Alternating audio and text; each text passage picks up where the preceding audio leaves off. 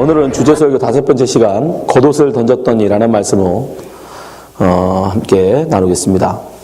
여러분, 우리가 일반적으로 세계 4대 성인 그러면 예수님, 그다음에 석가모니, 공자, 소크라테스 이렇게 4사람을 쳐요.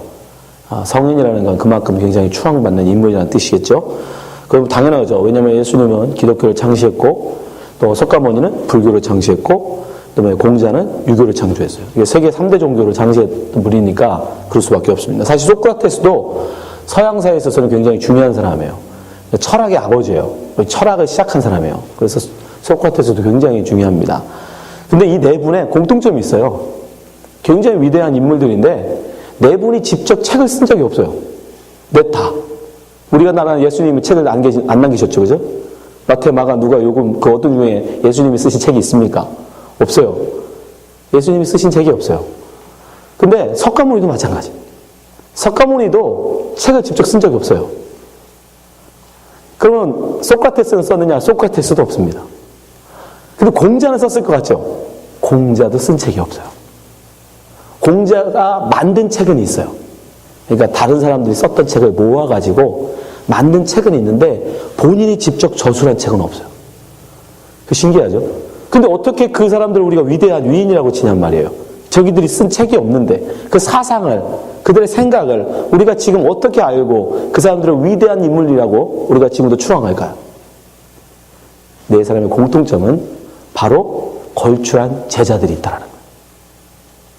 예수님은 바울이라는 걸출한 제자가 있었어요. 그죠? 네. 그래서 13권의 성경이 쓰여집니다. 석가모니는 10명의 제자가 있었어요. 걸출한 10명의 제자가. 공자는 우리가 너무나 잘 아는 맹자라는 제자가 있었어요. 소크라테스는 플라톤이라는 제자가 있었어요. 그런 위대한 정말 걸출한 제자들 덕분에 그 스승은 한 번도 책을 쓰지도 않았어요. 근데 그 제자들에 의해서 그 스승의 말을, 스승의 가르침을 그들이 다시 씁니다. 그래서 세상에 알려요. 그리고 맹자 같은 경우는요, 공자가 죽고 100년 뒤에 태어나요. 대단하죠? 물론 사울 같은 경우도 예수님 만난 적이 없죠. 예. 그 참 아이러니해요. 그럼에도 불구하고 그들에 의해서, 그 제자들에 의해서, 결국 그러니까 위대한 스승이란 위대한 제자에 의해서 만들어지는 거예요. 여러분 이걸 잘 기억하셔야 돼요. 위대한 스승은 위대한 제자가 있을 때 비로소 위대한 스승이 되는 겁니다. 성경에도 보면 여러분, 성경에서 구약성의 가장 대표 인물이 누구냐라고 말하면 예수님이 뽑았어요, 2사람을. 여러분 구약의 대표적인 2 인물이 누구냐면 모세와 엘리야예요. 어떻게 아느냐? 예수님이 변화산에서 바로 이 2사람이 만나요. 자 보세요. 마태복음 17장 1절. 엿새 후에 예수께서 베드로와 야고보와 그 형제 요한을 데리시고 따로 높은 산에 올라가셨더니, 우리가 이걸 변화산이라고 부릅니다. 2절. 저희 앞에 변형되사 그 얼굴이 해같이 빛나고 옷이 빛과같이 휘어졌더라. 마치 이건 천국을 우리에게 모형해 주는 거거든요. 천국. 근데 거기서 누구와 만나시냐면 3절. 때에 모세와 엘리야가 예수로 더불어 말씀하시는 것이 저희에게 보이거늘. 그 많은 사람들 중에, 구약의 그 많은 사람들 중에 우리가 위인이라고 추앙받는 굉장히 많은, 아브라함도 있고, 네? 많잖아요. 그 많은 사람이 있는데도 불구하고 이사야도 있고. 그런데 예수님은 그 중에서 모세와 엘리야를 택하여, 이분들은 물론 공통점이 있죠. 다 여호와의 산에 올랐던 사람들이에요. 여호와의 산. 모세나 엘리야나 여호와의 산에 올라갔던. 그리고 또 하나 공통점이 있더라고요. 뭐냐면 제자가 있다는 거예요. 걸출한 제자들이 있더라는 거예요. 뭐 예수님은 말할 것도 없고, 모세는 누가 있었죠? 여호수아라는 걸출한 제자가 있었어요. 여호수아. 성경에 보면 여러분, 스승이 직접 제자를 이렇게 바로 그 후임, 제자를 세우는 애가 많지는 않아요. 그죠? 예, 아브라함 같은 경우 없잖아요. 이사야 같은 경우 없잖아요. 예레미야 없습니다. 에스겔, 다니엘, 호세아 없어요. 근데 모세는 있어요. 여호수아라는 걸출한 제자를 낳습니다. 또 오늘 본문에 나온 엘리야 역시 엘리사라는 걸출한 제자를 낳아요. 그러니까 스승의 위대함은 어디서 나오냐면 제자의 위대함이잖아요.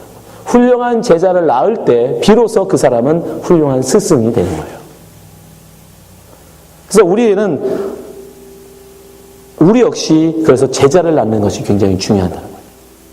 오늘 본문은 바로 그 엘리야가 엘리사라는 제자를 세우는 장면입니다. 우리가 이 본문을 통해서 과연 엘리야는 어떻게 제자를 세웠는지, 그걸 통해서 우리도 어떻게 제자를 세워나가는지를 함께 배워봤으면 좋겠습니다. 엘리야가 하나님의 말씀을 좇아서 이제 엘리사라는 제자를 찾아갑니다. 하나님께서 미리 말씀하셨어요. 자, 16절 보세요. 열왕기상 19장 16절. 너는 또 님시의 아들 예후에게 기름을 부어 이스라엘 왕이 되게 하고 또 아벨 무홀라 사벳의 아들 엘리사에게 기름을 부어 너를 대신하여 선지자가 되게 하라. 하나님의 말씀이에요. 우리가 이 상황을 너무 잘 알고 있었죠? 계속 1년 동안 살펴보고 왔으니까. 엘리야가 완전히 낙심하여 절망해서 이제 죽고 싶다라고까지 바닥에 완전 내려갔죠. 그 절망하고 낙심될 때 하나님이 그를 어떻게 세운다? 사명을 줘 살리자. 사명. 해야 할 일을 주심으로 그를 살려요. 근데 그 할 일이 뭐였죠? 제자 삼는 거였어요. 그러니까 성도는, 하나님의 백성은 뭘로 사느냐? 사명으로 살아요. 근데 그 사명이라는 게 뭐냐? 제자 삼는 거예요. 다른 일 아닙니다, 여러분. 바로 제자 삼는 일이라는 거예요. 그것을 알고 엘리야가 즉시로 엘리사에게 가요. 자, 보세요. 19절. 엘리야가 거기서 떠나 사밧의 아들 엘리사를 만나니 저가 12결이 소리를 앞세우고 밭을 가는데 자기는 12째 결의와 함께 있더라. 엘리야가 그리로 건너가서 겉옷을 그의 위에 던졌더니. 우리가 이 본문을 통해서 엘리사라는 사람에 대해서 몇 가지 힌트를 얻을 수 있죠. 엘리사. 우리가 쓰는 말하고 좀 달라가지고 이게 무슨 말인지 좀 어려워요. 그죠? 사밧의 엘리사가 12결의의 소리를 앞세우고 밭을 간대요. 그러니까 적어도 밭을 가는 사람이니까 엘리사의 직업은 뭐다? 농부다. 그건 알 수 있죠. 그죠? 농부였어요. 근데 왜 굳이 여기다가 성경에 12결의의 소를 앞세우고 밭을 갈고 자기는 12번째 결이 소와 함께 있다. 뭐 이런 얘기가 나올까요? 여기서 일단 결이라는 건 뭐냐면 한 쌍을 말하는 거예요. 한 쌍. 이스라엘은 소를 쟁기가 끌 때 한 마리가 끌지 않고 우리나라 동양은 한 마리가 끌죠. 거기는 두 마리가 한 멍에를 메고 끕니다. 그걸 한 결이라고 불러요. 한 결이. 그러니까 한 결이는 두 마리의 소예요. 그럼 12결이가 있었다는 얘기는 소가 몇 마리? 24마리예요. 근데 24마리를 쫙 이어서 한 쟁기를 끈 거냐? 그건 아니겠죠. 두 마리씩 한 쟁기를 끌었으니까 12쟁기가 있었던 거예요. 그래서 첫 번째부터 쭉 첫 번째, 두 번째, 12번째에 바로 엘리사가 있었다는 얘기예요. 이해하시죠? 네, 12결의의 소가 두 번째 결의에 엘리사가 있었다는 얘기는 그 얘기예요. 그러니까 생각해 보세요. 12마리나 되는, 12결이나 되는 그 많은 소를 가지고 밭을 갈았다. 밭이 작지는 않았겠죠? 네? 작은 밭을 뭐 그렇게 많은 결의를 가지고 갈 일은 없잖아요. 제법 큰 밭을 갈고 있었다는 얘기예요. 그러니까 엘리사가 적어도 밥 굽는 사람은 아니었다는 겁니다. 꽤 넉넉한 집안 사람이었다는 걸 알 수 있어요. 선지자 노릇 안 하고도 세상적으로는 뭐 할 수 있는 사람? 먹고 살 수 있는 사람이란 뜻이에요. 부유한 사람이었어요. 그러니까 굉장히 많은 소를 가지고 11명과 함께 밭을 가를 정도로 큰 밭을 가지고 있는 농사를 짓는 그런 사람이었어요. 부유한 사람이었습니다. 그 사람에게 엘리야가 가서 그의 겉옷을 던지고, 우리 성경대학을 하는 분들은 알 거예요. 이 겉옷의 의미를. 겉옷을 그에게 던져요. 겉옷이라는 것은 그 유대인에게 이 겉옷이라는 것은 그 사람을 상징해요. 그래서 그 옷을 던졌다는 건 뭐냐면 내 일을 네가 해라 이 뜻이에요. 내 일을 네가 해라. 이건 곧 나니까. 겉옷은 곧 엘리야거든요. 엘리야의 겉옷은 엘리야를 의미해요. 그것을 그 사람에게 던져주는 건 뭐냐면 이제 내가 하던 일 네가 해 라는 뜻이에요. 무슨 말이에요? 예수님 말씀을 하면 이제부터 나를 따르라 하는 얘기죠. 내 제자가 되라 이 얘기예요. 그것을 엘리사가 금방 알아듣죠. 그리고 어떻게 합니까? 소를 버리고 이게 굉장히 중요해요. 자, 20절 보세요. 저가 소를 버리고 엘리야에게로 달려가서 이르되 청컨대 나로 내 부모와 입맞추게 하소서. 그리한 후에 내가 당신을 따르리이다. 알아들었어요. 겉옷을 던지는 게 무슨 의미인지 알아들었어요. 그리고 엘리야는 자기가 선지자 노릇을 안 해도 얼마든지 먹고 살 수 있는 사람이에요. 세상 남부러울 게 없는 사람입니다. 그럼에도 불구하고 그가 뭐를 헌신하는 거예요? 선지자로 지금 헌신하는 거예요. 당시 상황이 어떤 상황이에요? 아합이 지금 중국처럼 아합이 지금 엘리야를 탄압하던 시대예요. 주의 종들을 탄압하던 시대예요. 하나님의 종교를 탄압하던 시기라고요. 하나님의 사람들을 그 왕의 부인인 이세벨이 막 잡아 죽이던 시대라고요. 그런데 자기가 그 모든 것을 내려놓고 엘리사는 선지자로서 지금 헌신하겠다라는 거예요. 여기 그는 부모하고 작별하고, 근데 그 다음 장면이 중요해요. 소를 잡아서 사람들을 먹이고, 그리고 엘리야를 따라갑니다. 자, 21절. 엘리사가 저를 떠나 돌아와서, 여기서 저는 누구냐면 부모님들, 부모하고 인사를 하고 돌아왔어요. 그리고 어떻게 해요? 소 한 겨리를 취하여, 2마리 소를 말하는 거죠. 예, 그 소를 잡아요. 2마리 소를 잡고 소의 기구를 불살라 그 고기를 삶아 백성에게 주어 먹게 하고 일어나가서 엘리야를 쫓으며 수종 들었더라. 예. 여기서 백성이라고 번역한 건 그냥 사람들이에요. 사람들. 적어도 자기와 함께 일하던 사람이 11명은 있었겠죠? 그죠? 예. 그리고 뭐 또 다른 옆에서 시종적으로 돕는 사람들이 있었겠죠? 박 가는 사람들만 있지는 않았을 거 아니에요? 그 사람들도 돕는 아이들도 있었을 거고 심부름하는 사람도 있었을 거고. 그러니까 그 많은 사람들을 그걸 소를 잡아서 먹이고 마지막 잔치를 하고 그리고 그리고 엘리야를 따라갑니다. 재밌는 건 그가 끌던 그 기구, 우리나라 말로 하면 쟁기죠. 쟁기를 불살라버려요. 그건 무슨 의미겠어요? 난 다시 돌아오지 않겠다.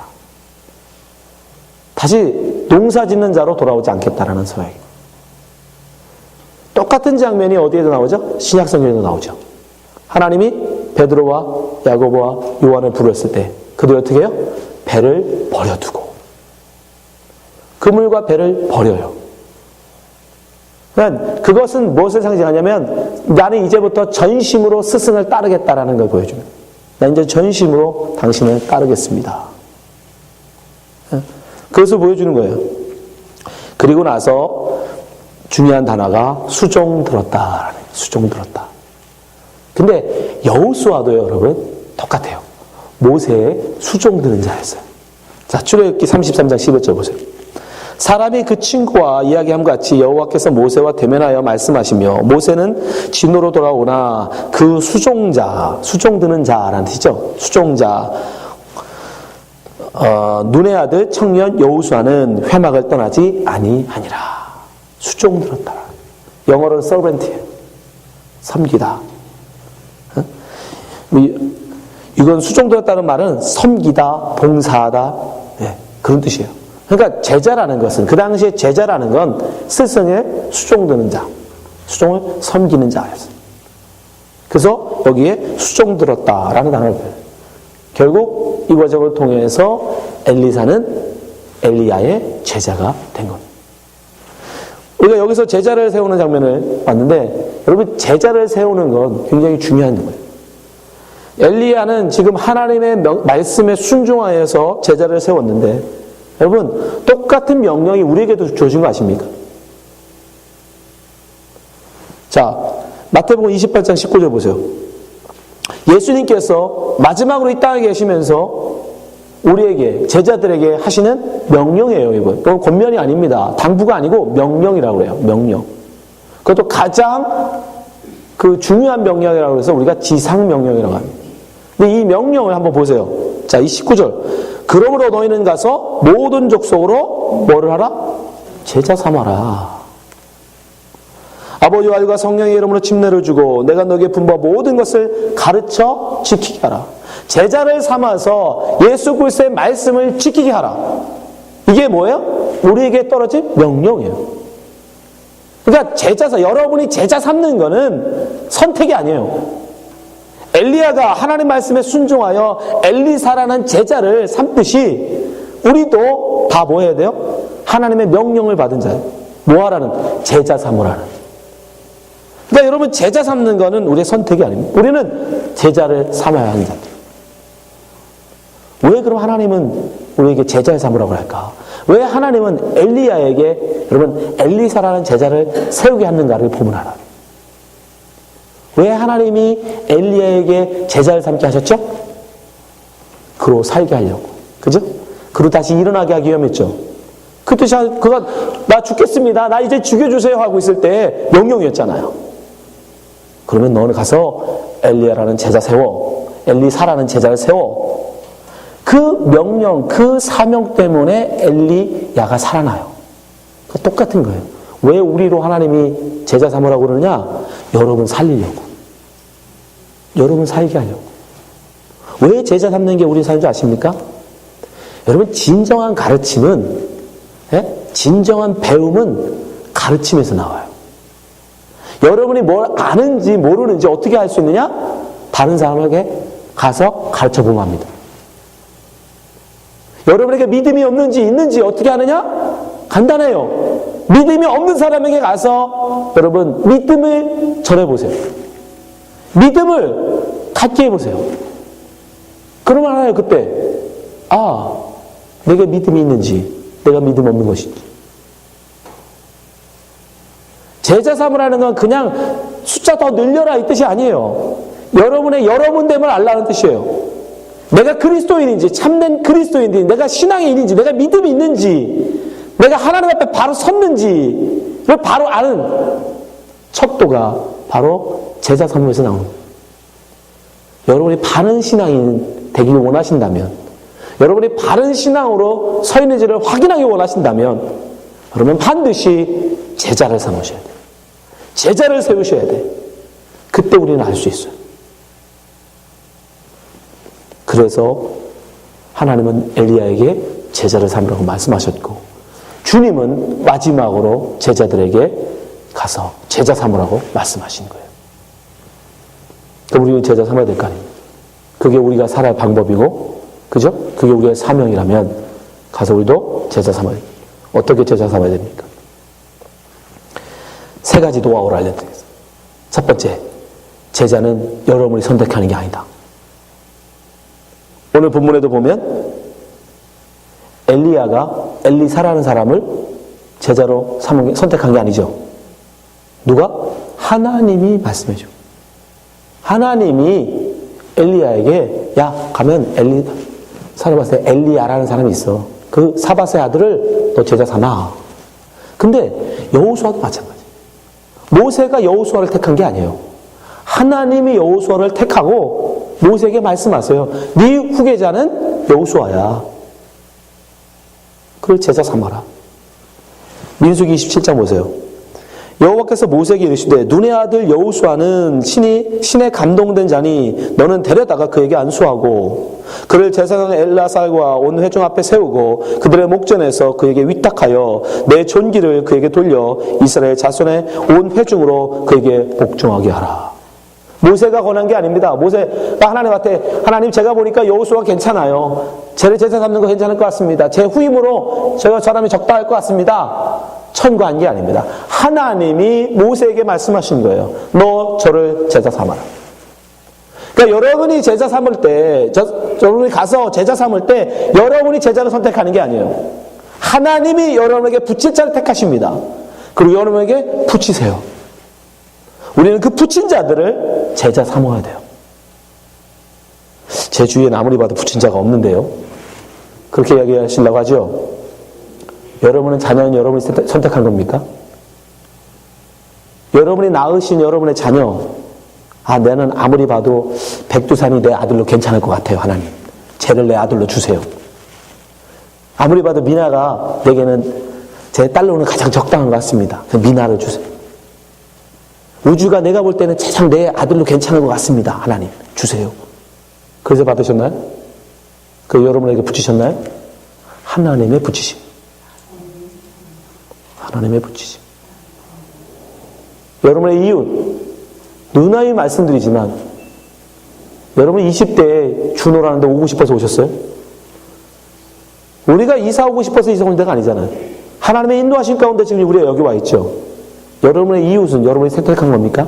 아, 나는 여기가 제일 괜찮은 것 같아. 이 이웃들이 내가 볼 때는 가장 괜찮은 것 같아. 이 사람들로 내 이웃을 삼아야 되겠다. 하나님이 여러분의 이웃 붙이신 거예요. 하나님이 붙인 자들을 여러분은 제자 삼으셔야 돼요. 여러분 그들을 제자로 만들어야 합니다. 그럼 어떻게 제자 삼습니까? 예수님께서 두 번째 어떻게 제자 삼는가? 그와 모든 것을 함께함으로 제자 삼는 것입니다. 예수님께서 원래는 침례 요한의 제자였던 안드레가 예수님께 옵니다. 그리고 난 당신의 제자가 되고 싶습니다 라고 얘기해요. 그때 뭐라고 말씀하십니까? 요한복음 1장 39절. 예수께서 가라사대 때 와 보라. 한국말로 너무 쉬워. 와 보라. 영어로는 come and you will see. 오라. 그리고 넌 보게 될 것이다. 뭘? 나의 삶을. 예수님의 삶을 보게 될 거라는 거예요. 그 나와 함께 하게 됐다는 거예요. 나와 함께 밥 먹고 나와 함께 자고 나와 함께 생활하고 그러면서 나를 보고 배워라. 여러분의 제자 삼는 거 여러분 말로 제자 삼는 게 아니에요. 여러분의 믿음을 그들에게 가르치는 것 말로 하는 게 아닙니다. 무엇으로? 여러분의 삶으로 가르치는 거예요. 여러분의 삶으로 전해줍니다. 여러분의 자녀들에게 믿음? 말로 합니까? 삶으로 그에게 보여주는 것이요.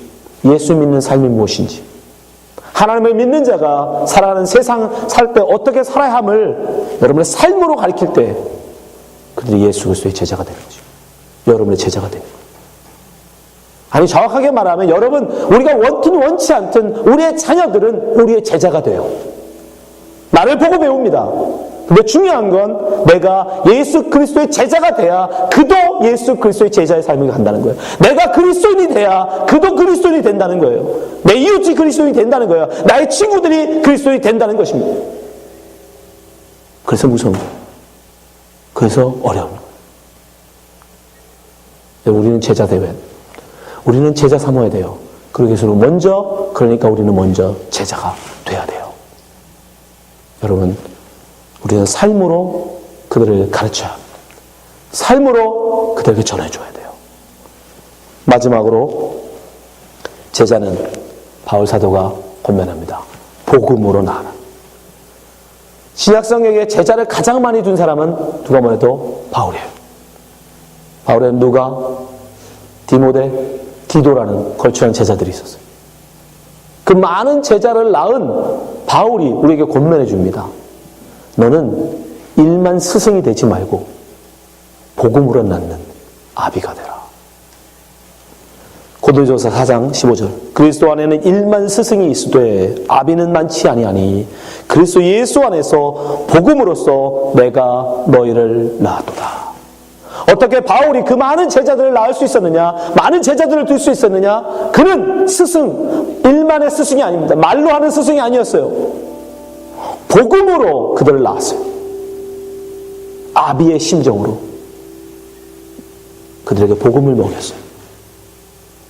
아비의 심정을 가지고 그들을 위해서 기도하고 그들에게 복음을 전해주었어요.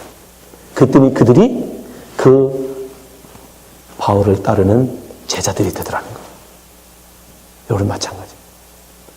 여러분들의 자녀, 하나님 여러분이 붙여준 여러분의 이웃, 여러분의 친구, 여러분의 남편, 여러분의 아내, 그 모두 누구든 하나님 붙여준 그들을 여러분 제자 삼아야 합니다. 우리는 어떻게 제자 삼는다? 삶으로 그들에게 가르친다. 어떤 삶?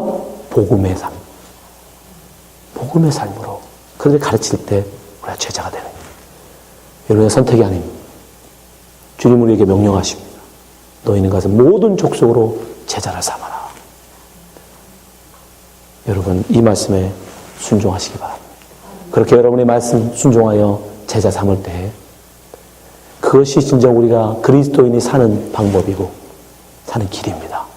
이 자리에 있는 모든 성도님들이 모두가 주의 말씀에 순종하여 모두 복음의 아들을 낳는 성도 되시기를 주님을 축원합니다. 기도하겠습니다.